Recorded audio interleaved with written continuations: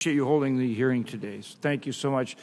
Chairman, good to see you again. Or, excuse me, Secretary, I'm sorry. Good to see you, Secretary. Thanks for being here.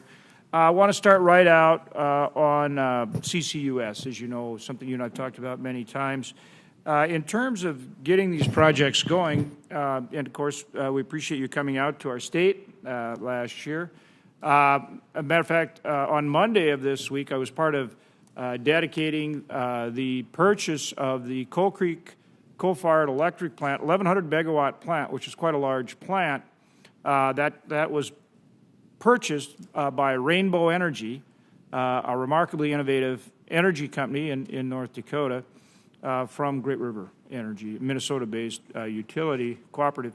And so they are moving forward, and of course, part of their plan is to do CCUS, to have CCUS attached. They also have a biofuels plant on site where they've already started the carbon capture piece as well, and they want to do the carbon capture on the coal-fired electric plant. Not too far from them is another facility, Minn Kota, another cooperative-owned large coal-fired electric power plant, and they have what's called Project Tundra, which is their plan to put carbon capture on their coal-fired electric plant. And then not too far to the west of them, we have the Dakota Gasification Company, which actually converts lignite coal to synthetic natural gas. They already do carbon capture for tertiary oil recovery and have been doing that for some time. Started that back when I was governor. Now for the rest of their CO2 stream, they already separate the CO2. 50% of that stream goes downhole for tertiary recovery. The other 50% now, they are actually building the tertiary storage piece for that, and we'll do geologic storage, not tertiary, geologic storage for the remaining 50% of their CO2 stream to capture the 45Q tax credit. So that's what's going on. Now, what we need, there are three things that we've put in place that we need your help on to keep these projects moving. The first is the front-end investment funds, so DOE grants that help put the equipment on these plants to capture the CO2. That's one.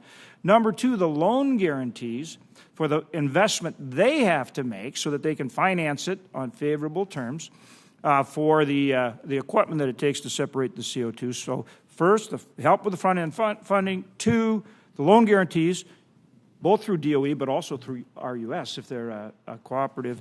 And then making sure that they're capturing the 45Q tax credit.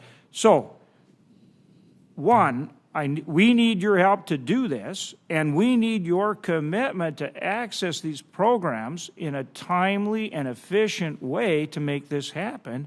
This is about cracking the code on carbon capture and leading the way forward. So tell me about your commitment, your willingness to help, and what you can do to make this happen sooner versus later. Great, thank you. And accessing these programs. Yeah, appreciate it. I mean, first, as you're aware, the biggest opportunity is through the bipartisan infrastructure law, $10 billion commitment to carbon capture and sequestration. Obviously, North Dakota and Wyoming, hugely ripe states for that, given your geology. Really, the only two states with all the regulatory approvals to do it, both state and federal EPA approvals to do it. So we're ready to go. Primacy. Yes, we know. And so you've got great examples of projects. We expect that we will start to roll out the request for information and the funding opportunity announcements closer to the end of this year. So look forward to that. The Loan Programs Office, too.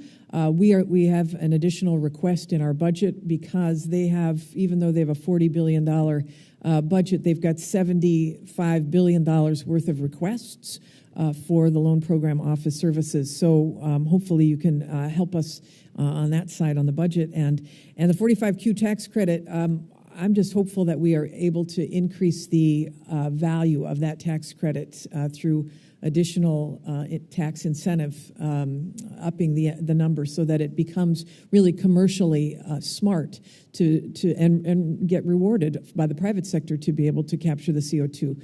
So on all three, I am bullish about being able to be very helpful. Appreciate that. Also, as you know, we have to be able to capture and put the CO2 down whole. through the Energy Environmental Research Center, which you have visited at the University of North Dakota.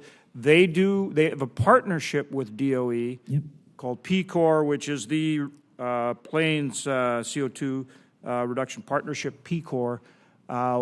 Very important that we continue that partnership and that funding continues so that they can continue to do the work so that we can put that CO2 downhole. So that's both funded in our approach budget, and it's also, those contracts are in place. We need you to make sure your people are working to get them the funding so they can continue to do that part of the equation too. Great. I know they really enjoy working with them. So yeah, it's been a good partnership. Last thing is, can you help us expedite FERC so that we can get both pipelines to move natural gas around the country, very important right now, as well as LNG facilities? Is there something you can do to expedite those approvals or help expedite those approvals with FERC? We need that transmission badly. Well, we know that we have right now in terms of terminals. Are you talking about LNG? Well, I'm talking both pipelines to move LNG so we don't have stranded natural gas at a time when we need it, as well as the LNG. Yeah, For us, actually, the pipelines are really important nationally and internationally, the LNG facilities. Yeah, I mean, we want to make sure that there's not flaring, and so you have to make sure that the associated gas is captured and moved.